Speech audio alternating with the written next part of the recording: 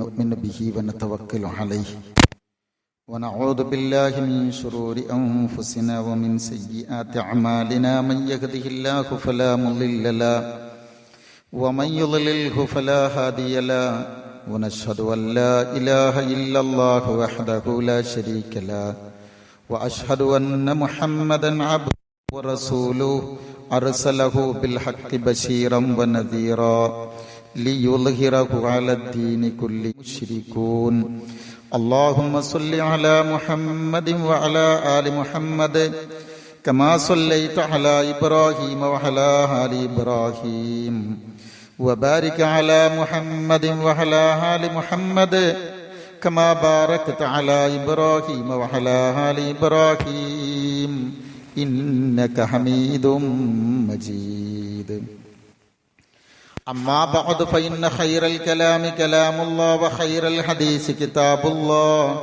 وخير الهدي هدي محمد صلى الله عليه وسلم وشر الأمور محدثاتها وكل محدثة بدعة وكل بدعة ضلالة أيها الإخوان والأخوات أوصيكم بنفسي أولا بتقوى الله أعوذ بالله من الشيطان الرجيم يا أيها الذين آمنوا اتقوا الله حق تقاته ولا تموتن إلا وأنتم مسلمون يا أيها الناس اتقوا ربكم الذي خلقكم من نفس واحدة وخلق منها زوجها وبث منهما رجالا كثيرا ونساء واتقوا الله الذي تساءلون به والأرحام إن الله كان عليكم رقيبا يا أيها الذين آمنوا اتقوا الله وقولوا قولا سديدا يصلح لكم أعمالكم ويغفر لكم ذنوبكم ومن يطع الله ورسوله فقد فاز فوزا عظيما بسم الله الرحمن الرحيم يا أيها الناس أنتم الفقراء إلى الله والله هو الغني الحميد. സ്നേഹമുള്ളവരെ, അല്ലാഹു സുബ്ഹാനഹു വ തആല നമ്മെ ഓരോരുത്തരെയും അനുഗ്രഹിക്കുമാറാവട്ടെ. അള്ളാഹുവിൻ്റെ വിധിവിലക്കുകൾ ഉൾക്കൊണ്ടുകൊണ്ട് ജീവിക്കണമേ എന്ന് ആദ്യമായി ഉണർത്തുകയാണ്, വസിയ്യത്ത് ചെയ്യുകയാണ്. ഈ വസിയ്യത്ത് യഥാവിധി ജീവിതത്തിലുടനീളം പ്രാവർത്തികമാക്കാനുള്ള തൗഫീഖ് തന്ന് അള്ളാഹു നമ്മെ ഓരോരുത്തരെയും തുണക്കുമാറാവട്ടെ. സഹോദരങ്ങളെ, സൂറത്ത് അൽ ഫാത്തിറിലെ 15-ാമത്തെ ചെറിയ ഒരു വചനമാണ് ഞാൻ ഓർമ്മയിൽപ്പെടുത്തിയത്. മനുഷ്യരായ നമ്മളെല്ലാവരും നമ്മൾക്ക് ഇഷ്ടപ്പെടുന്നത് വർദ്ധിക്കാനാണ് ആഗ്രഹിക്കാറുള്ളത്. ഇഷ്ടപ്പെടുന്ന കാര്യങ്ങൾ ഉണ്ടാവണം, ഇഷ്ടപ്പെട്ടത് സംഭവിക്കണം. നമ്മുടെ കുശലാന്വേഷണങ്ങൾ വരെ സുഖമല്ലേ എന്നാണ്. എന്നാൽ നോക്ക്, ലോകത്തെവിടെയും പരിശോധിച്ചാൽ ഇഷ്ടക്കേടുകളാണ് വർദ്ധിക്കുന്നത്. നമ്മൾക്ക് ഇഷ്ടമുള്ളതല്ല നമ്മുടെ കുടുംബത്തിൽ സംഭവിക്കുന്നത്, നമ്മുടെ സമൂഹത്തിൽ സംഭവിക്കുന്നത്, നമ്മുടെ സാഹചര്യങ്ങളിൽ നമ്മൾ കാണുന്നത്. ലോകത്തിടനീളം അല്ലാഹുവിന്റെ പല ദൃഷ്ടാന്തങ്ങളും വന്നുകൊണ്ടിരിക്കുകയാണ്. ദുരന്തങ്ങളുടെ വാർത്തകൾ നമ്മൾ തുടർച്ചയായി കേൾക്കുകയാണ്, കാണുകയാണ്. ദൃഷ്ടാന്തങ്ങളെക്കുറിച്ച് നമ്മൾ പരിശോധിക്കുമ്പോൾ നമുക്ക് അത്യധികം പ്രയാസങ്ങൾ ഉണ്ടാക്കുന്നതുണ്ടാവും. ചിലതിലൊക്കെ ചില പരീക്ഷണങ്ങളൊക്കെ സന്തോഷകരമായതും ഉണ്ടാവാം. സുഖങ്ങളാവാം, പ്രയാസങ്ങളാവാം, സൗകര്യങ്ങളുമാകാം. രണ്ടാണെങ്കിലും അള്ളാഹുവിന് ചില ലക്ഷ്യങ്ങളുണ്ട്. വബലൗനാഹും ബിൽഹസനാതി വസ്സയ്യിആതി ലഅല്ലഹും യർജിഊൻ. നമ്മൾ അവരെ പരീക്ഷിക്കുന്നത് ഹസനാത്തുകൾ കൊടുത്തും സയ്യിആത്തുകൾ കൊടുത്തുമാണ്. ഹസനാത്തുകൾ എന്ന് പറഞ്ഞാൽ നന്മ വർദ്ധിപ്പിക്കുന്ന കാര്യങ്ങൾ, സന്തോഷമുണ്ടാക്കുന്നത്. അതിന്റെ നേരെ എതിരുവാക്കാണ് സയ്യിആത്ത് എന്ന് പറഞ്ഞ കഷ്ടപ്പാടുകൾ കൊണ്ട്, പ്രതിസന്ധികളെ കൊണ്ട് നമ്മൾ അവരെ പരീക്ഷിക്കും. രണ്ടും എന്തിനാണ്? ലഅല്ലഹും യർജിഊൻ, അവരുടെ ഒരു തിരിച്ചു വരവിനു വേണ്ടിയാണെന്നാണ്. എന്ന് വെച്ചാൽ നമ്മുടെ ജീവിതത്തിലെ നിലവിലെ അവസ്ഥകളിൽ നിന്ന് നമ്മൾ മടങ്ങിപ്പോകുന്നതിന് വേണ്ടിയാണത് എന്നാണ്. അള്ളാഹു നമുക്ക് ആവശ്യമുള്ള പലതും പിടിച്ചു വെക്കുന്നുവെങ്കിൽ, ഇങ്ങനെ നമുക്ക് ആവശ്യമുള്ള പലതും അള്ളാഹു പിടിച്ചു വെക്കുന്നുവെങ്കിൽ, ആവശ്യമില്ലാത്തത് പലതും ജീവിതത്തിൽ വരുന്നുവെങ്കിൽ, ഏതെങ്കിലും ഒരു വിധത്തിൽ നമ്മുടെ സ്വൈര്യ ജീവിതത്തിന് തടസ്സമുണ്ടാവുന്നുവെങ്കിൽ, നമ്മൾ അറിയേണ്ടത്, നമ്മൾ തിരിയേണ്ടത് നമ്മുടെ ജീവിതത്തിലേക്കാണ്, നമ്മിലേക്കാണ്.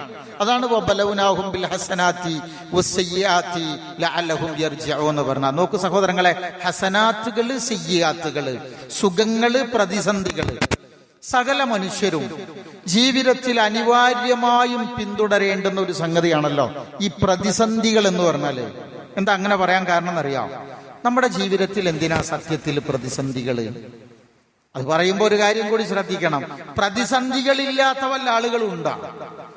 രോഗം കൊണ്ടുള്ള പ്രതിസന്ധികള്, കുടുംബപരമായ പ്രശ്നങ്ങൾ കൊണ്ടുള്ള പ്രതിസന്ധികള്, തൊഴിൽ ചെയ്യുന്ന സ്ഥലത്ത് തൊഴിലുമായി ബന്ധപ്പെട്ട്, അതോടൊപ്പം തന്നെ ജോലി ചെയ്യുന്ന സ്ഥലവുമായി ബന്ധപ്പെട്ടുള്ള പ്രതിസന്ധികൾ. അങ്ങനെ ഉണ്ടാകുന്ന എല്ലാം നമുക്ക് ഓരോന്നോരോന്ന് പറയേണ്ടി വരും. ഒരു കൂട്ടം പ്രതിസന്ധികൾ. യഥാർത്ഥത്തിൽ എന്തിനാണ് ഇങ്ങനെ എന്ന് ചിന്തിക്കണം. അങ്ങനെ ആലോചിക്കുമ്പോ എന്തറിയോ, ഞാൻ നിങ്ങൾക്ക് പ്രതിസന്ധി ഉണ്ടാക്കുമെന്ന് അള്ളാഹു നമ്മളോട് പറഞ്ഞിട്ടുണ്ട്. എന്തിന്? നമ്മൾ ഇങ്ങനെ സുഖമായി ജീവിച്ചു പോകുമ്പോ ഒരു ഘട്ടം കഴിഞ്ഞാൽ, സുഖം വല്ലാതെ കൂടിയാല് മനുഷ്യന് പടച്ചോനാരാന്നുണ്ടാവില്ല, അല്ല ഒരുവനാണോ എന്നും ഉണ്ടാവില്ല, ഇതൊക്കെ മറ്റൊരു തന്നതാണോ എന്ന് തോന്നും. കൂടെ നമുക്ക് പരലോകത്തെയും നമ്മൾ മറന്നുപോയിട്ട് എന്തോ ഒരു സാധനമായി നമ്മൾ പോകുമ്പോ, പടച്ചോനുണ്ടപ്പാ, നിനക്കൊരു മടങ്ങിപ്പോകേണ്ട ഒരു സ്ഥലമുണ്ട് എന്ന് ആ ഓർമ്മ നമ്മിൽ ശക്തിപ്പെടുത്താനാണിത്. ഇത്തരം പ്രതിസന്ധികൾ, ഈ അവസ്ഥകളില്ലായിരുന്നുവെങ്കിൽ അള്ളാഹു എന്നോ പരലോകമെന്നോ ഒരു ചിന്തയെ നമുക്കുണ്ടാകുമായിരുന്നില്ല. എന്നോട് വളരെ അടുത്തൊരാള് പറഞ്ഞു, ഒരു കുടുംബത്തിലൊരു ചെറിയ വിഷയം വന്ന് ഉമ്മ പറഞ്ഞു, മോനെ എനിക്കൊന്ന് കാണണമെന്ന് പറഞ്ഞു. ഒരു അഹങ്കാരത്തോടു കൂടി ആ മോൻ പറഞ്ഞത്, അടുത്ത ആളാണ്, അതുകൊണ്ട് പേരും ഊരൊന്നും അല്ല പറയുന്നത്. എന്റെ പോക്കറ്റിൽ അത്യാവശ്യം പൈസയുണ്ട്, എനിക്ക് അത്യാവശ്യം ആരോഗ്യമുണ്ട്, എനിക്ക് ആരുടെ സഹായവും വേണ്ടെന്ന് പറഞ്ഞു. ഉമ്മ കണ്ണിൽ വെള്ളം നിറച്ചിട്ട് പറഞ്ഞു, എടാ അവൻ അങ്ങനെയാ പറഞ്ഞതെന്ന് പറഞ്ഞു. അത് കേട്ടപ്പോ ഉള്ളിൽ ഒരു തരം ബേജാറ്, വല്ലാത്ത അഹങ്കാരത്തിന്റെ വർത്തമാനമാണ്. സ്നേഹമുള്ളവരെ, ഊരും പേരും പറയാതെ ഞാൻ പറയുന്നത്, കൊല്ലത്തോട് കൊല്ലം കൂടിയില്ല. ഇപ്പൊ അവസ്ഥ എന്തറിയോ? കാക്കുവോ ആകെ സാമ്പത്തികമായിട്ട് തകർന്നു. ചെക്കന്റെ ജോലി അവിടുന്ന് നഷ്ടപ്പെട്ടു. ഇവിടെ എന്നതായി, എനിക്കിന്ന അസുഖമാണ് എന്ന് പറഞ്ഞ് കൊല്ലം തികയുന്നതിന് മുമ്പ് ആ അഹങ്കാരത്തിന്റെ വർത്തമാനത്തിന് അള്ളാഹു മറുപടി കൊടുക്കുക. സഹോദരങ്ങളെ, അള്ളാഹ് നമ്മളോട് പറയണതറിയോ? യാ യുഹന്നാസ്, ജനങ്ങളെ, അൻതുമുൽ ഫുഖറാഹു ഇലല്ലാഹ്, നിങ്ങളെല്ലാവരും അള്ളാഹുവിനെ ആശ്രയിക്കേണ്ടവരാണ്. ആരുടെയും ആശ്രയം വേണ്ടാത്തവനായി ലോകത്തൊരേ ഒരാളെ ഉള്ളൂ. ആരുടെയും ആശ്രയം വേണ്ടാത്തവൻ, എല്ലാവർക്കും ആശ്രയിക്കേണ്ടവൻ ഒരാളാണ്. അത് വല്ലാഹു ഹുവൽ ഗനിയുൽ ഹമീദ്. സ്നേഹമുള്ളവരെ, നമ്മുടെ നാട്, നമ്മൾ ചിന്തിക്കുന്ന പ്രദേശങ്ങളെല്ലാം ദുഃഖത്തിൽ, സങ്കടത്തിലാണ്, ദുരന്ത ഭൂമിയിലാണെന്നാണ് നമ്മൾ അതിനൊരു വാക്ക്. ഞാൻ ആ വാക്ക് അങ്ങനെ നീട്ടുകയല്ല. ദുരന്തങ്ങൾ ഓരോന്നും കണ്ണുകൊണ്ട് നേരിട്ട് കണ്ടവരാണ്, അനുഭവിച്ചവരാണ് നമ്മൾ. പല തേങ്ങലുകള്, പല കരച്ചിലുകൾ കാതിൽ അലയടിക്കുകയാണ്. ജനാസകൾ ഒഴുകി പോവുക. എവിടെ? 10-60 കിലോമീറ്റർ അകലെ നിന്ന്, ഏതെങ്കിലുമൊക്കെ കുറ്റിക്കാടുകളിൽ നിന്ന് നമ്മുടെ അഴുകിയ ജഡം കിട്ടുക. എന്തൊരു സംഗതിയാണ്, നിങ്ങൾ ആലോചിച്ച് നോക്കൂ. അതും തിരിച്ചറിയാത്ത വിധം വേർപെട്ടുപോയ ശരീര അവയവങ്ങളുടെ ഭാഗങ്ങൾ കിട്ടുക. നിങ്ങൾ വെള്ളത്തിന്റെ ശക്തി എത്രയാവുമെന്ന് ആലോചിച്ച് നോക്കിയിട്ടുണ്ടോ? ഈ വെള്ളം, തീയ്, കാറ്റ് പോലെയുള്ള ഈ സാധനങ്ങൾക്ക് ഒന്നും ചെയ്യാൻ കഴിയില്ല. നമ്മളെ സംബന്ധിച്ചിടത്തോളം അതിനിസ്സഹായരാണവര്. കഴിഞ്ഞ തിങ്കളാഴ്ചയില് സാധാരണ പോലെ വിരുന്ന് വന്ന് വിരുന്നയച്ച് ഭക്ഷണം കൊടുത്ത് നമ്മളെങ്ങനെ ആയിരുന്നുവോ അതിനേക്കാളും സുഖം അനുഭവിക്കുന്നവർ. ഇങ്ങനെ സുഖം തേടിയിട്ട് നമ്മൾ പോകുന്ന പ്രദേശങ്ങളാണ് അവയൊക്കെ. ആശ്വാസം കൊള്ളാൻ നമ്മൾ പോകുന്ന പ്രദേശങ്ങളാണ്. നമ്മൾ എങ്ങനെയായിരുന്നുവോ അതിനേക്കാളും സുഖത്തിലായിരുന്നവര് ഒരടയാളങ്ങളില്ലാതെ നിൽക്കുന്നു. തൊട്ടടുത്ത പുത്തുമല, ഇന്നലെ ഒരാൾ ആ വീഡിയോയിൽ നിങ്ങൾ കണ്ടിരിക്കും, ഒരുപാട് ജനവാസ കേന്ദ്രങ്ങളായിരുന്നു അത്. പക്ഷെ ഇപ്പോ ഒരു ചെറിയ നീർച്ചാലുകൾ മാത്രം ഒഴുകിക്കൊണ്ടിരിക്കുന്ന വിജനമായ മണ്ണായി മാറുന്നു. സ്നേഹമുള്ളവരെ, കേരളപ്പിറവിക്ക് മുമ്പ് 1924 നമ്മുടെ ഈ കൊച്ചുനാട് കണ്ട ഭീകരമായ ഒരു ഭൂകമ്പം ഉണ്ടായത്, ഭൂപിളർപ്പുണ്ടായത്. അത് നെല്ലിയാമ്പതിയിലാണ്. ആയിരക്കണക്കിന് പേരാണ് അവിടെ അന്ന് മരിച്ചത്. ഒരു നൂറ്റാണ്ട് തികയുകയാണ്. 2024 എത്തുമ്പോഴേക്ക്, 924 കഴിഞ്ഞ് 2024 ആവുമ്പോഴേക്ക് സ്വതന്ത്ര അല്ലെങ്കിൽ കേരള പിറവിക്ക് ശേഷം നമ്മൾ കാണുന്ന ഏറ്റവും ഭീകരമായ ഒരു കാഴ്ചയാണത്. ഞാനത് പറഞ്ഞു, നമ്മൾ എന്ത് ചെയ്യാനാ? നമ്മളതിൽ പഠിക്കാനുള്ളൊരു പാഠമുണ്ട്. നമ്മുടെ കഴിവുകൾക്ക് പരിധിയുണ്ട്, പരിമിതിയുണ്ട്. നമ്മൾ എത്ര വലുതാണെങ്കിലും വലുതായിട്ടുണ്ടെങ്കിലും നമ്മുടേതെല്ലാം ദുർബലമാണ് എന്നൊരു ബോധ്യപ്പെടൽ നമ്മുടെ ഹൃദയാന്തരങ്ങളിൽ ഉണ്ടാകണം. ഇത് സംഭവിച്ചത് എവിടെയാണെങ്കിലും ഭൂമുഖത്തുള്ളവരാരും നിർഭയരല്ല എന്ന് അല്ലാഹു റബ്ബുൽ ഇസ്സത്ത് നമ്മളെ ബോധ്യപ്പെടുത്തുക. പ്രത്യേകിച്ച് നമ്മള് ഈ പല റിപ്പോർട്ടുകളും വന്നല്ലോ. കസ്തൂരി, പിന്നെ ആദ്യം മാധവ് ഗാഡ്ഗിലിൻ്റെത് വന്നു. അതിനൊന്നുകൂടി വ്യക്തമാക്കണം, ഒന്ന് കനം കുറക്കണമെന്ന് പറഞ്ഞ് വീണ്ടും കസ്തൂരി രംഗം വന്നു. അവിടെയൊക്കെ പറഞ്ഞെന്തറിയോ, ഒരു ഭാഗത്ത് പശ്ചിമഘട്ടം, നമ്മൾ ഈ കേരളത്തിന്റെ സാഹചര്യം വെച്ച് നോക്കിയാല് ഒരു ഭാഗത്ത് പശ്ചിമഘട്ടാണ്, മറുഭാഗത്ത് കടലുമാണ്. ഇതൊന്ന് രക്ഷപ്പെടാൻ നമുക്ക് സാധ്യമല്ല എന്നാ നേർക്ക് നേരെ നമ്മളെ പഠിപ്പിക്കുക, ബോധ്യപ്പെടുത്തുകയാണ്. അള്ളാന്റെ ചോദ്യം അതിനേക്കാളും വലുതാ. അഫ അമിൻതും അയഹസിഫ ബികും ജാനിബൽ ബർരി അയുർസില അലൈക്കും ഹാസിബൻ സുമ്മ ലാ തജിദു ലക്കും വകീല. ഏതെങ്കിലും മണ്ണിന്റെ ഓരം, കരയുടെ ഭാഗം പിളർന്നുകൊണ്ട് നിങ്ങളെ മണ്ണിന്റെ അടിയിലേക്ക് ആക്കുന്നതിനെ തൊട്ട് നിങ്ങൾ നിർഭയരാണോ? അതല്ലെങ്കിൽ വല്ല കാറ്റുകളും വന്ന് വല്ല പ്രതിസന്ധികൾ വന്ന് ഇല്ലാതാകുന്നതിനെ തൊട്ട് നിങ്ങൾ നിർഭയരാണോ? അന്ന് നിങ്ങൾക്ക് രക്ഷിതാക്കളായി പിന്നെ വക്കീലുമാരായി ആരും ഉണ്ടാവില്ലല്ലോ. വീണ്ടും ചോദിക്കണം, അങ്ങനത്തെ കുറെ ചോദ്യങ്ങളുണ്ട്. ഒരു ഭാഗത്ത് ചോദിക്കുക, ഖുൽ ഹുവൽ ഖാദിറു അലാ അൻ യബ്അസ അലൈക്കും അദാബൻ മിൻ ഫൗഖിക്കും ഔ മിൻ തഹ്തി അർജുലിക്കും ഔ യൽബിസ ശിയഅൻ ഔ യുദീക ബഅലുക്കും ബഅസ ബഅലിൻ ഉൻദുർ കൈഫ നുസരിഫുൽ ആയാതി ലഅല്ലഹും യഫ്ഖഹൂൻ. മുകളിൽ നിന്ന് താഴെ നിന്ന് ശിക്ഷയിറക്കാൻ കഴിവുള്ളവനാണ് അല്ലാഹു. ഇത് രണ്ടുമല്ലെങ്കിൽ നിങ്ങളെ കക്ഷികളാക്കി വിഭജിച്ചുകൊണ്ട് പരസ്പരം ആക്രമണങ്ങളിൽ ഏർപ്പെട്ടുകൊണ്ട് ശിക്ഷയിറക്കാനും അല്ലാഹുവിന് കഴിയും. ഇത് രണ്ടും അല്ലെങ്കിൽ ഇങ്ങനെയും ഒരു ശിക്ഷയിറക്കാൻ കഴിയും. മറ്റൊരു ഭാഗത്ത്, ഇത് സൂറത്ത് അൻആമിൽ 65.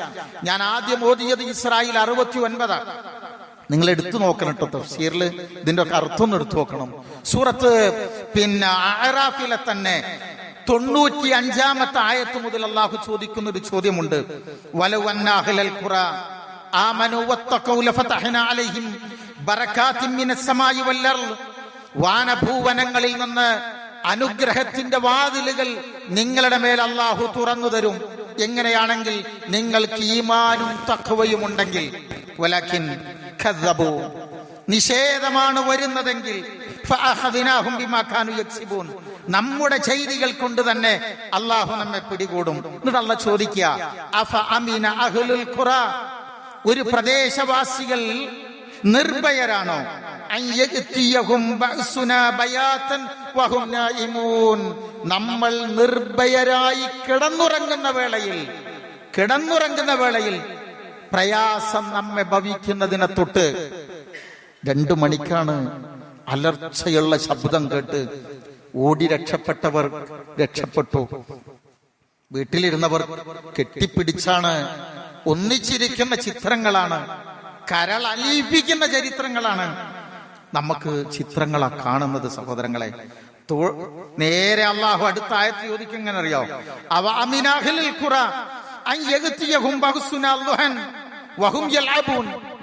നമ്മൾ കളിച്ചുല്ലസിച്ചുകൊണ്ടിരിക്കെ, ചിരിച്ചുകൊണ്ടിരിക്കെ പകൽ സമയത്ത് ശിക്ഷ വരുന്നതിനെ തൊട്ട് നിങ്ങൾ നിർഭയരായിരിക്കുകയാണോ? സഹോദരങ്ങളെ, നമ്മിലും എത്തിയേക്കാം. ഈ ലോകത്താരും അങ്ങനെ പറയുന്നൊരു സുരക്ഷിതത്വമുള്ളവരില്ല, ആരുമില്ല. ഉണ്ടെങ്കിൽ സുരക്ഷിതമായ മണ്ണിലാണ് ഇവരൊക്കെ താമസിച്ചിരുന്നത്. അള്ളാഹുവിന്റെ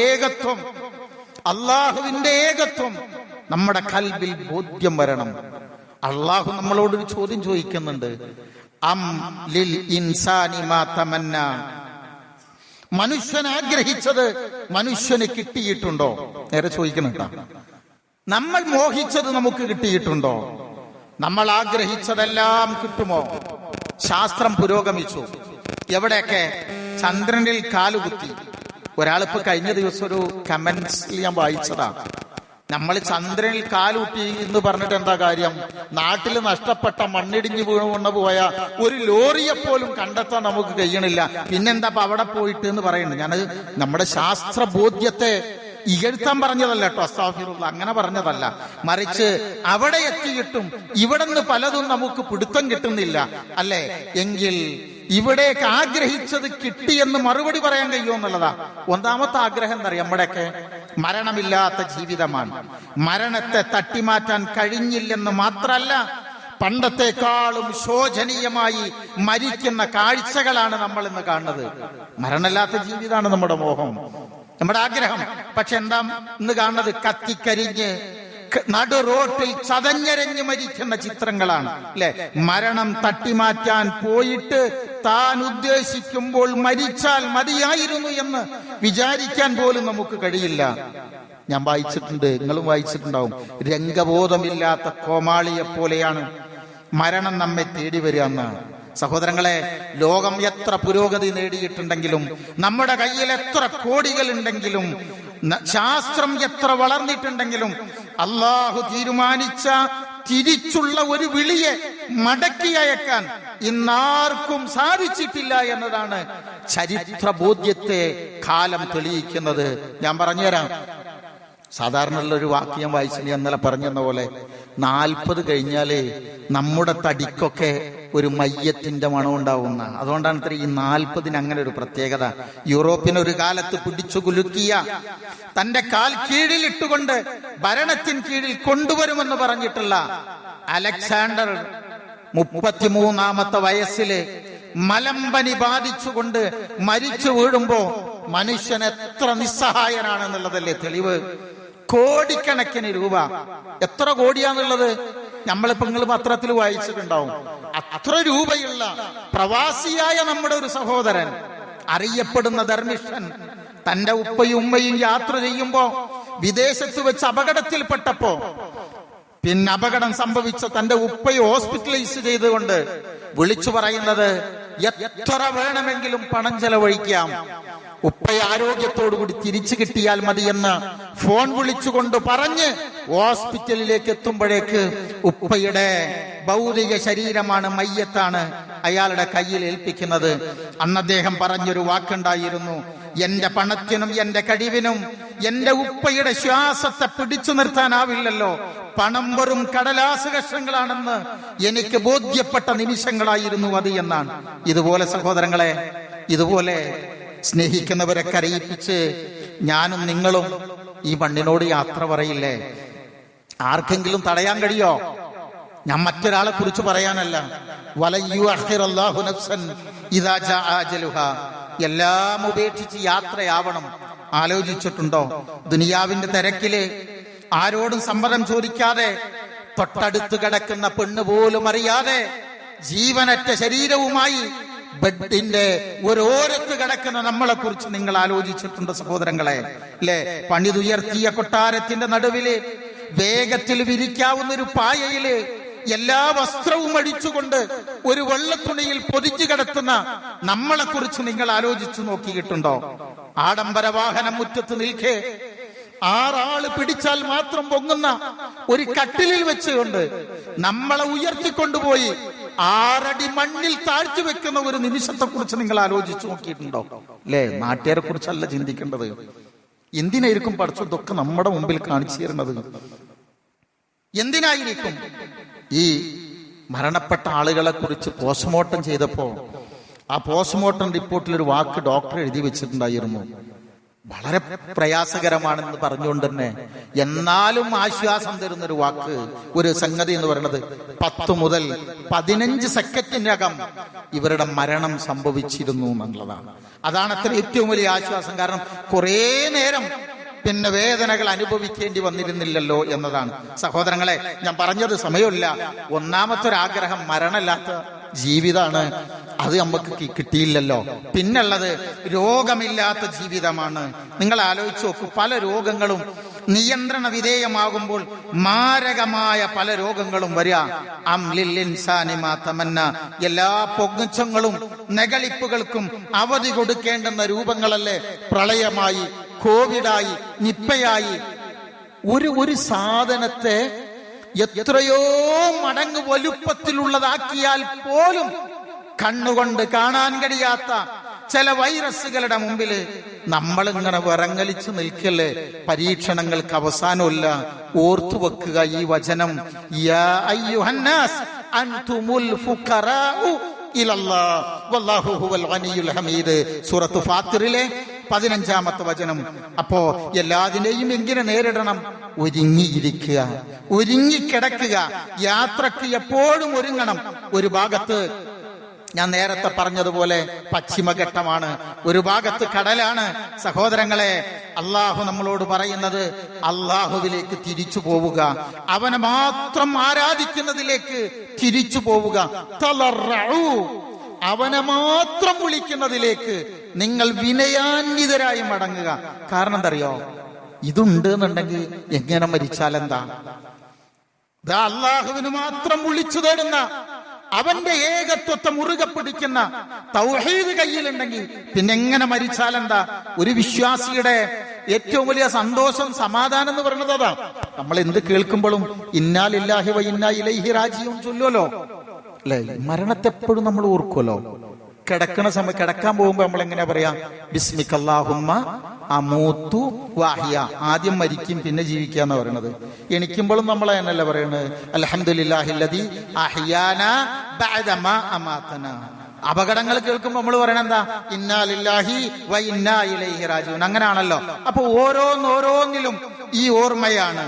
അപ്പോ നമ്മുടെ കയ്യിൽ ഈ വിശ്വാസം ശരിയാണെന്നുണ്ടെങ്കിൽ എന്തു വന്നാലും ഒരുങ്ങിയിരിക്കാനുള്ള ഒരു ആത്മധൈര്യം നമുക്ക് കിട്ടും. പിന്നെ നമുക്കുള്ളൊരു ആശ്വാസം എന്താ വെച്ചാൽ, ഏത് ഇത്തരം മരണങ്ങളൊക്കെ എടുത്തു നോക്കിയാൽ ഷഹീദിന്റെ പ്രതിഫലം അവർക്ക് കിട്ടുന്ന.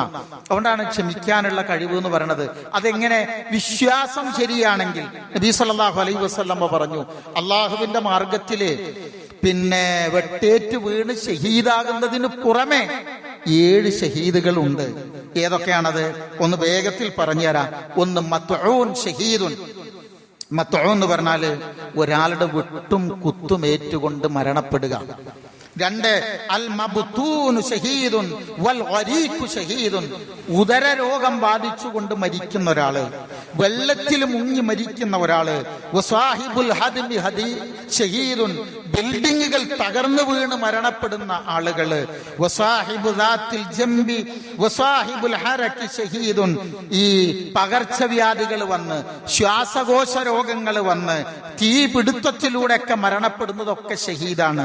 വൽ മർഅതു തമൂതു ബിജംഇ ഷഹീദ. ഗർഭാശയവുമായി ബന്ധപ്പെട്ട്, പ്രസവവുമായി ബന്ധപ്പെട്ട് മരണപ്പെടുന്ന സ്ത്രീകൾ എന്നും റസൂലുള്ളാഹി സ്വല്ലല്ലാഹു അലൈഹി വസല്ലമ എണ്ണിയിട്ടുണ്ട്. ഞാൻ സൂചിപ്പിച്ചത് സഹോദരങ്ങളെ, നമ്മൾ ശ്രദ്ധിക്കേണ്ടത് ഏതാണെന്നറിയാമോ? ഈമാൻ എപ്പോഴും ശരിയാക്കണം, ഒരുങ്ങിയിരിക്കണം. ഒരുങ്ങിയിരിക്കണം എന്ന് പറഞ്ഞാൽ ഏത് സെക്കൻഡും എന്തും സംഭവിക്കാലോ. ഇവിടെ നിശ്ചിതമായിട്ട് സുനിശ്ചിതം എന്ന് പറയാവുന്നത് എന്താ ഉള്ളത്? നമ്മുടെ കാര്യത്തിൽ ഏതായാലും ഇല്ല. ഇന്നലെ ഞങ്ങൾ പഠിച്ചൊരായത്തുണ്ട്, ഇഖ്തറബ ലിന്നാസി ഹിസാബുഹും അജലെത്തിന്ന്. അതുകൊണ്ട് ഞാൻ എണ്ണി ഒന്നും കൂടി പറഞ്ഞു തരാം. ഓരോരോ പാഠങ്ങൾ ഇതിലുണ്ട്.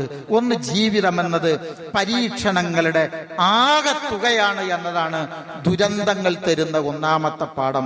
വനബ്ലൂക്കും ബിശ്ശർരി വൽ ഖൈരി ഫിത്ന വഇലൈനാ തുർജഊൻ. രണ്ട്, ഇത്തരം എല്ലാം പറയുന്നില്ല, സൂചന പറഞ്ഞു തരാം, നിങ്ങളിത് ഇട്ടിട്ടൊന്ന് ചിന്തിക്കണം. ഇത്തരം സംഭവങ്ങൾ നമ്മെ സംബന്ധിച്ചിടത്തോളം അതിശക്തമായ ഒരു ഉത്ബോധനമാണ്. പടച്ചോനുണ്ട് എന്നതാണ്, അള്ള ഉണ്ട് എന്ന് നമ്മളെ ബോധ്യപ്പെടുത്തുന്ന സംഗതികളാണ് ഇതെല്ലാം. ലോകത്ത് ചെറിയൊരു അനക്കം വരെ ഉണ്ടായിട്ടുണ്ടെങ്കിൽ ആ അനക്കത്തിന്റെ പിന്നിലൊരു ശക്തിയുണ്ട്. ഇങ്ങനെ പറയാൻ എന്താ കാരണം അറിയാം? അപ്പോ ശാസ്ത്രീയപരമായ അവബോധങ്ങൾ മനുഷ്യനുണ്ടാവുമ്പോ അപ്പൊ തന്നെ മനുഷ്യൻ ഒരു നിലക്കല്ലെങ്കിൽ മറ്റൊരു നിലക്കൊരു നിഷേധിയോ ഒരു ഭൗതികവാദി ഒരു ഏതൊക്കെ ആ കോലത്തിലുള്ള മനുഷ്യന്മാരൊക്കെ ആവും. പക്ഷെ എല്ലാവരും അങ്ങനെ അല്ലട്ടോ, എല്ലാവരും അങ്ങനല്ല. സമ്പൂർണമായ ഒരു ഗ്രഹണം ബാധിച്ചു രാത്രി 8 മണിക്ക്. നിങ്ങൾ നിസ്കരിച്ചിട്ടുണ്ടാവും, ഒരു 8-10 കൊല്ലം മുമ്പാണ്. അന്ന് പാലക്കാട് ജില്ലാ കളക്ട്രേറ്റിൽ വെച്ചുകൊണ്ട് ഈ ഗ്രഹണങ്ങൾ ഉണ്ടാകുന്ന രീതി അവിടുത്തെ ഒരു സ്വാമി എന്ന് പറയുന്നത് ആ പാലക്കാട്ടുകാരുടെ ഒരു പേരാണ്. സ്വാമിയായ ഒരു ശാസ്ത്രജ്ഞൻ, കളക്ട്രേറ്റിലെ ജീവനക്കാരൻ, അതിനുള്ള സൗകര്യങ്ങൾ ഉണ്ടാക്കിയിട്ട് അദ്ദേഹം പറഞ്ഞൊരു വാക്കുണ്ട്. ഇത് മുഴുവൻ ഇങ്ങനെ സ്പേസ് കാണിച്ചു തന്നു. എന്നിട്ട് പറഞ്ഞു, ഇത്ര കൃത്യമായി ഒരു വസ്തുവിനെ ഇങ്ങനെ നിർത്താൻ, ചലിച്ചുകൊണ്ടിരിക്കുന്ന ഒരു വസ്തുവിനെ ഇങ്ങനെ കൊണ്ടുവരാൻ ഇതിന്റെ പിന്നിൽ ഒരു ശക്തിക്കല്ലാതെ ഇത് താനെ ഉണ്ടായതാണ് എന്ന് വിശ്വസിക്കാൻ കഴിയില്ല എന്നുള്ളതാണ്. ബാക്കി ചേർത്തി വായിക്കുക. ഈ ലോകത്ത് ഏതൊരു അനക്കത്തിന്റെ പിന്നിലും ഒരു ശക്തിയുണ്ട് എന്ന് നമ്മൾ മനസ്സിലാക്കണം. അടുത്തത് എന്തറിയാമോ? ദുരമൂത്ത മനുഷ്യനെ ദുനിയാവിന്റെ നിസ്സാരത ബോധ്യപ്പെടുത്തുകയാണ്. നമ്മളെ പലതിന്റെ മുമ്പിൽ പകച്ചു നിൽക്കാനേ നമുക്ക് കഴിയുള്ളൂ. പിന്നെ നമ്മുടെ ഐക്യവും സ്നേഹവും ഒക്കെ പാടെ ബോധ്യപ്പെടണമെങ്കിൽ എല്ലാ കൊല്ലവും ഇങ്ങനെയൊക്കെ ഓരോന്നുണ്ടാകണം എന്നുള്ളിടത്താണ് ഇപ്പൊ കുറെ കാര്യങ്ങൾ ഉള്ളത്. മഹാനായ ഇമാം അലി ഇബ്നു അബി ത്വാലിബ് റളിയല്ലാഹു അൻഹു പറഞ്ഞൊരു വാക്കുണ്ട്. മനുഷ്യൻ എത്ര നിസ്സാരനാണെന്ന് അറിയാമോ? മിസ്കീൻ ഇബ്നു ആദം. വാക്ക് ശ്രദ്ധിക്കണേ. മിസ്കീൻ ഇബ്നു ആദം, ആദമിന്റെ മകൻ. അതിന് മിസ്കീന തുലിമുഹു അൽ ബഖ, മൂട്ട, നമ്മുടെ വിരിപ്പിലുള്ള ചെറിയ സാധനം മൂട്ട അവൻ വേദനിപ്പിക്കുകയാണ്, അസ്വസ്ഥതപ്പെടുത്തുകയാണ്. സൂര്യപ്രകാശം അവനെ കൊന്നുകളയുകയാണ്. അവന്റെ വിയർപ്പ് പോലും അവന് ദുർഗന്ധമുണ്ടാക്കുകയാണ്. ഓരോന്നുങ്ങൾ നോക്കി, നമ്മൾ സുന്ദരായ വിരിപ്പിലാണ് ഉറങ്ങണത്. ഇവിടെ ചെറിയൊരു സാധനം മതി നമ്മുടെ ഉറക്കം കെടുത്താൻ, അല്ലേ? ചെറിയൊരു സൂര്യപ്രകാശപ്പോ അനുഭവിച്ചിട്ട് 2 ആഴ്ച ആയല്ലേ ഉള്ളൂ. എത്ര 42 ഡിഗ്രിയുടെ മുകളിൽ വന്നാൽ 44 ഡിഗ്രി വരെ എത്തിയാൽ സൂര്യാഘാത മേഖലയായി. തളർന്നു ഒന്നിരുന്നാൽ പരിപാടി കഴിഞ്ഞു എന്നുള്ളതാ. അടുത്തത് അതിനേക്കാളും പ്രശ്നമാണ്. സുഗന്ധം പൂശി നല്ല തുണിയും കുപ്പായം എടുത്തിട്ട് പുറത്തേക്കൊന്ന് ഇറങ്ങി ഒരു 2 മിനിറ്റ് ഇങ്ങനെ നടന്നാൽ ആ സുഗന്ധമൊക്കെ പോയി നമ്മുടെ അടിമൻ തന്നെ നമ്മുടെ ദുർഗന്ധം വരികയാണ്, അല്ലെ? എത്ര നിസ്സാരനാണ് മനുഷ്യൻ. ലോകാവസാനത്തിന്റെ മഹാപ്രകമ്പനം എങ്ങനെയായിരിക്കും അതിന്റെ ഒരു ടെസ്റ്റ് ഡോസായിട്ടും നമുക്കിതിനൊക്കെ മനസ്സിലാക്കും. ഒരു ചെറിയ പ്രദേശം ഇങ്ങനെ വന്നപ്പോഴേക്ക് എല്ലാം കഴിഞ്ഞു. അതാണ് വഖാലൽ ഇൻസാനു മാലഹ. അന്നാണ് മനുഷ്യൻ ചോദിക്കുക, പടച്ചോനെ എന്താ പറ്റീന്ന്. രക്ഷപ്പെട്ട വല്ലവരുണ്ട് എന്നുണ്ടെങ്കിൽ അവൻ ചോദിക്കുന്ന ചോദ്യ. സ്നേഹമുള്ളവരെ, ഒരു വാക്കുകൂടി പാഠം ഉൾക്കൊള്ളണം. സച്ചരിതരായ പൂർവഗാമികള് ദുരന്തങ്ങളെ തങ്ങളുടെ ഭാഗത്തു നിന്നുണ്ടായ തെറ്റുകളുമായി ബന്ധപ്പെട്ട് ചിന്തിക്കുമായിരുന്നു. ഇത് ഞാൻ വലിയ പുറത്തു കിടക്കുന്ന ഭൂകമ്പങ്ങളെ കുറിച്ചല്ല. ഏതൊരു പ്രതിസന്ധിയും, ഇപ്പൊ വീട്ടില് നമ്മൾക്ക് എന്തെങ്കിലും ഒരു പ്രയാസം വന്നാൽ, അത് ഭാര്യയുമായുള്ള പിണക്കമോ യോജിപ്പില്ലായ്മയോ അങ്ങനത്തെ എന്തെങ്കിലും ഒന്ന് വന്നാൽ അവർ അപ്പൊ ചിന്തിക്കും, പടച്ചോനെ എന്റെ ഏതെങ്കിലും ഒരു തെറ്റിന്റെ ഫലമാണോ ഇത് സംഭവിച്ചത് എന്ന് അവർ ബേജാറ് കൊള്ളുന്നതാണ്. അതോടൊപ്പം തന്നെ യാത്രാമൃഗം വല്ല മോട്ട് കാണിക്കുന്നത് പോലും അവര് ബേജാറോട് കൂടിയാണ് കാണുക. എന്താണ് അവരുടെ ബേജാറ് എന്ന് ചോദിച്ചാൽ, അള്ളാഹുവേ എന്റെ അടുക്കൽ വന്ന എന്തേലും തെറ്റുകൊണ്ടായിരിക്കുമോ? അപ്പൊ നമ്മളൊക്കെ സ്ഥിരമായിട്ട് എത്രയോ കിലോമീറ്റർ യാത്ര ചെയ്യുന്നവരല്ല, വാഹനം ഓടിച്ചിട്ട്. ആ വാഹനത്തിന് എന്തെങ്കിലും ഒരു കേട് വരുമ്പോ നമ്മുടെ കൽബിലും വരേണ്ട പഠിച്ചോണം എന്തേലും കൊള്ളരുതാത്ത ഒരു സംഗതി ഉണ്ടായിട്ടുണ്ടോ? ലോകത്ത് നടക്കുന്നതിന് മുഴുവനും ഈമാനികമായ ഖുർആനിക തലത്തിൽ നിന്നുകൊണ്ട്, ആ പശ്ചാത്തലത്തിൽ നിന്നുകൊണ്ട് ഈമാനിനുമായി ബന്ധപ്പെടുത്തിക്കൊണ്ട് നമ്മൾ ചിന്തിക്കണം, നമ്മൾ വായിക്കണം. എല്ലാ എല്ലാറ്റിലും ഉപരി തന്റെ റബ്ബിലേക്ക്, ഏകനായ റബ്ബിലേക്ക് മാത്രം കീഴ്പ്പെടുന്ന ഒരു മാനസികാവസ്ഥ നമ്മൾ ഉണ്ടാക്കിയിട്ട് ടിക്കറ്റ് എടുത്ത് യാത്ര ചെയ്യണം, പ്രാർത്ഥിക്കണം. അള്ളാഹു നമ്മെ ഓരോരുത്തരെയും തുണക്കുമാറാവട്ടെ. ബിസ്മില്ലാഹി വൽഹംദുലില്ലാഹ് വസല്ലല്ലാഹു അലാ നബിയിനാ വഹബീബിനാ മുഹമ്മദിൻ വഅലാ ആലിഹി വസഹ്ബിഹി അജ്മഈൻ. അമ്മാ ബഅദ്. യാ അയ്യുഹല്ലദീന ആമനു തഖുല്ലാഹ ഹഖ്ക തുഖാതിഹി വലാ തമൂതുന്ന ഇല്ലാ വഅൻതും മുസ്ലിമൂൻ. സ്നേഹമുള്ളവരെ, അള്ളാഹുവിൻ്റെ വിധിവിലക്കുകൾ ഉൾക്കൊണ്ടുകൊണ്ട് ജീവിക്കണമേ എന്നൊരിക്കൽ കൂടെ ഉണർത്തുകയാണ്, വസിയ്യത്ത് ചെയ്യുകയാണ്. അള്ളാഹു അതിന് നമുക്കെല്ലാം തൗഫീക്ക് നൽകുമാറാവട്ടെ. സഹോദരങ്ങളെ, അതിദാരുണമാണ് നമ്മളിപ്പം കണ്ട സംഭവങ്ങളെല്ലാം. 300-ലധികം മരണങ്ങൾ, ജനാസകൾ അതിനേക്കാളും കിട്ടി. അതിലെത്രയോ ഇരട്ടി ആളുകളെ കാണാനില്ല. 8000-ലധികം ആളുകൾ വിവിധ ക്യാമ്പുകളിൽ കഴിയുകയാണ്. ഇവർക്കൊക്കെ വേണ്ടി നമ്മൾ അകമഴിഞ്ഞ് പ്രാർത്ഥിക്കണം. സകല മുസീബത്തുകളിൽ നിന്നും പടച്ചോനെ ഞങ്ങളെ, ഞങ്ങളുടെ കുടുംബത്തെ, ഞങ്ങളുടെ നാടിനെ നീ കാത്തിരക്ഷിക്കണമേ എന്ന് നമ്മൾ പ്രാർത്ഥിച്ചു കൊണ്ടിരിക്കണം. ഇവരാണെങ്കിലോ, ഈ പാവങ്ങളെ സംബന്ധിച്ചിടത്തോളം ഒന്നുകൂടി മനസ്സിലാക്കണം, വളരെ വളരെ പാവങ്ങളാണ് അവര്. അന്നന്നത്തെ ആഹാരങ്ങൾക്ക് വേണ്ടി തേയിലത്തോട്ടങ്ങളിൽ പണിയെടുത്ത് നീണ്ടകാലം ജോലി ചെയ്ത് കിട്ടിയ വളരെ ചെറിയ ക്യാഷ് കൊണ്ടാണ് 5 സെന്റിൽ താഴെ വീടുകൾ പണിത് താമസിക്കുന്ന ആളുകള്. അതോടൊപ്പം തന്നെ വേറൊന്നുകൂടി നമ്മൾ കാണണം, ഉറ്റവരും ഉടയവരും തല ചായ്ക്കാനുള്ള ആ താൽക്കാലിക ഇടം പോലും ഒലിച്ചു പോയിട്ട് പലരും നഷ്ടപ്പെട്ട് ഓരോ കുടുംബത്തിലും 1-2 പേരാണ് ബാക്കി. ഒരു പേരൊക്കെയാണ് ബാക്കിയാവുന്നത്. അവർ ചോദിക്കുന്നൊരു ചോദ്യമുണ്ട്, റബ്ബേ അവരുടെ കൂടെ എന്നെ കൂടി നീ എന്തുകൊണ്ട് കൊണ്ടുപോയില്ല റബ്ബേ എന്ന് ചോദിക്കുന്നൊരു ചോദ്യമുണ്ട്. കരളലിയിപ്പിക്കുന്ന ചോദ്യങ്ങളാണ് ആ ചോദ്യങ്ങൾ നമുക്ക് കാണുക. നമ്മൾ പല നിലക്ക് സാമ്പത്തിക സഹായങ്ങളൊക്കെ കൊടുക്കുന്നൊരു കുടുംബമുണ്ട്. വിധവയായ ഒരു സ്ത്രീയും ആ സ്ത്രീയുടെ ഭർത്താവ് മരിച്ച് ഏതാനും വർഷമായി. ചെറിയ കുട്ടിയാണ്. ആ കുട്ടിയും മരിച്ചു, അവരുടെ ഉപ്പയും ഉമ്മയും മരിച്ചു, വീടും പോയി. സഹോദരങ്ങൾ എങ്ങനെ ആലോചിക്കുന്നുണ്ട്, റബ്ബേ എന്തിനാണ് എന്നെ ബാക്കിയാക്കിയതെന്ന് ചോദിക്കുമ്പോൾ ആ ചോദ്യമാണ് നമ്മുടെ മുമ്പിലേക്ക് വരേണ്ടത്. അള്ളാഹു അങ്ങനെ ഓരോരുത്തരെ എന്തിനു ബാക്കിയാക്കിയിട്ടുണ്ടാവും? സഹോദരങ്ങളെ, അത് ബാക്കിയാക്കിയിട്ടുണ്ടാവുക നമുക്ക് വേണ്ടിയായിരിക്കും. എന്തിനാ? ഒക്കെ ഓരോ പരീക്ഷണങ്ങളാണല്ലോ. എന്തിനാണെന്ന് ചോദിച്ചാൽ എന്തായിരിക്കും നമ്മുടെ സമീപനങ്ങൾ എന്നുള്ളതാണ്. തന്റെ സഹോദരങ്ങൾക്ക് ആവശ്യമുള്ള സമയത്ത് ആവശ്യമുള്ളത് നൽകാനുള്ള വിശാല മനസ്സ് നിങ്ങൾക്കുണ്ടോ? നമ്മളോട് ചോദിക്കപ്പെടും. നമ്മൾ നമ്മുടെ സഹോദരനെ സഹായിക്കുമ്പോഴാണ് നമുക്ക് ആവശ്യം എപ്പോഴാ വരിക എന്നറിയില്ല. അള്ളാന്റെ സഹായം അവിടെയാണ് ഉണ്ടാവുക. എല്ലാ ഹദീസിന്റെ അർത്ഥം ഞാൻ പറഞ്ഞത് അറബ് മൂലം പറയാൻ നമുക്ക് സമയമല്ല. അതുകൊണ്ട് ആവശ്യമുള്ള സമയത്ത് ആവശ്യമുള്ളവരുടെ കൂടെ നിൽക്കാൻ നമുക്ക് കഴിയണം. ഉസ്മാൻ റളിയല്ലാഹു അൻഹു തബൂക്ക് യുദ്ധം നടക്കുന്ന വേളയിൽ സഹായം ചോദിച്ചു റസൂല്. 300 ഒട്ടകവും 50 കുതിരകളെയും ആവശ്യമുള്ള വസ്തുക്കളും നൽകിയിട്ട് ഈ പരിപാടി കഴിഞ്ഞപ്പോ കുറച്ച് ബാക്കി വന്നു. ഇദ്ദേഹത്തിന് തിരിച്ചു കൊടുത്തപ്പോ ഉസ്മാൻ റളിയല്ലാഹു അൻഹു മറുപടി പറഞ്ഞത്, അള്ളാഹുവിന്റെ റസൂൽ എനിക്ക് വേണ്ട, അള്ളാഹുവിന്റെ മാർഗത്തിൽ ഞാനത് ദാനം ചെയ്തതാണ്, ബാക്കി പടച്ചോൻ തന്നോളുമുള്ള. പ്രിയരെ, ഇന്ന് ഒരു കലക്ഷൻ എടുക്കുന്നുണ്ട്. കലക്ഷൻ നമ്മുടെ പള്ളിക്കുണ്ട്, പിന്നെ പുറമെ വയനാട്ടിലേക്കുള്ള ഒരു കലക്ഷൻ ഉണ്ട്. ബക്കറ്റ് പിരിവല്ലോ, ബക്കറ്റ് പിരിവല്ല. നമ്മളാരും ഇരുന്നിടത്തോളം ഇരിക്കൂല, കൊടുത്തിടത്തോളം കൊടുക്കൂല, അനുഭവിച്ചിടത്തോളം അനുഭവിക്കൂല. ഏത് സമയമാണ് ഇതെല്ലാം തീർന്നു പോവുക എന്നുള്ളത് നമുക്കറിഞ്ഞൂടാ. അതുകൊണ്ട് ഇവരുടെയൊക്കെ പുനരധിവാസം വളരെ പ്രശ്നം അല്ലേ? ആണ്. ഒരുപക്ഷെ ഇന്ന് ഗവൺമെന്റ് ആണെങ്കിലും അല്ലെങ്കിൽ അവിടുത്തെ സന്നദ്ധ പ്രവർത്തനങ്ങളാണെങ്കിലും ഒരു നിശ്ചിത സമയം കഴിഞ്ഞതോടുകൂടെ അതെല്ലാം അടുത്തൊരു വിഷയം വരുമ്പോ നമ്മുടെ നാടിന്റെ സ്വഭാവം അനുസരിച്ചൊക്കെ കഴിഞ്ഞ് പിന്നെ അടുത്തതിലായി. അങ്ങനെ ഒരു സാഹചര്യം ഇവിടെ വരരുത്. കേരള നദ്വത്തുൽ മുജാഹിദീൻ ഇൻഷാ അല്ലാഹ് അല്ലാഹു തൗഫീഖ് ചെയ്താല് ഈ പുനരധിവാസത്തിന്റെ കൂടെ ഉണ്ടാവും. നമ്മളാണ് നമ്മളോട് സഹായം ചോദിക്കുന്നത്.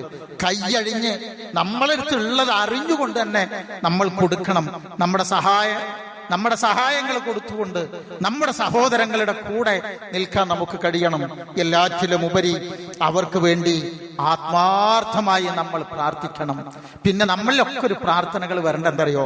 സമയമല്ലെങ്കിലും ലാ ഇലാഹ ഇല്ലല്ലാഹ്, 3 ലാ ഇലാഹ ഇല്ലല്ലാഹുകളുണ്ട്. ലാ ഇലാഹ ഇല്ലല്ലാഹുൽ അലീമുൽ ഹലീം, ലാ ഇലാഹ ഇല്ലല്ലാഹു റബ്ബുൽ അർശിൽ അലീം, ലാ ഇലാഹ ഇല്ലല്ലാഹു റബ്ബുസ് സമാവാതി വ റബ്ബുൽ അർളി വ റബ്ബുൽ അർശിൽ കരീം. ഇത് ഇടക്കിടക്ക് ഒരു 3 പ്രാവശ്യം നമ്മൾ ചൊല്ലണം. എല്ലാ വേദനകളിൽ നിന്നൊക്കെ പടച്ചോൻ നമ്മളെ രക്ഷിക്കാനുള്ള ഒരു കരുതൽ കൂടിയാണിത്. അത് മാനസികമായും ശാരീരികമായും കുടുംബപരമായും ഒക്കെ നമുക്കൊരാശ്വാസം തരുന്ന വാക്കുകളാണ്. പ്രാർത്ഥനയോടുകൂടി നമ്മൾ മുന്നോട്ട് പോകണം. അല്ലാഹു സുബ്ഹാനഹു വ തആല നമ്മെ ഓരോരുത്തരെയും അനുഗ്രഹിക്കുമാറാവട്ടെ. സകലമാന മുസീബത്തുകളിൽ നിന്ന് നമ്മെ, നമ്മുടെ സഹോദരങ്ങളെ, നമ്മുടെ കുടുംബാംഗങ്ങളെ, നമ്മുടെ ഉമ്മത്തിനെ, നമ്മുടെ രാജ്യത്തെ അള്ളാഹു കാത്തുരക്ഷിക്കുമാറാവട്ടെ. അള്ളാഹുവേ, ഏത് സാഹചര്യങ്ങളെയും ഞങ്ങൾക്ക് ഹൈറും ബർക്കത്തുമുള്ള സാഹചര്യങ്ങളാക്കി നീ പരിവർത്തിപ്പിക്കണമേ തമ്പുരാനെ. അള്ളാഹുവേ, നിന്റെ അനുഗ്രഹമാണ് ഈ മണ്ണിലേക്ക് പെയ്തിറങ്ങുന്നത്. ആ അനുഗ്രഹങ്ങളെ ഞങ്ങൾക്ക് അനുഗ്രഹങ്ങളാക്കി തന്നെ നീ നിലനിർത്തി തരണമേ റബ്ബേ.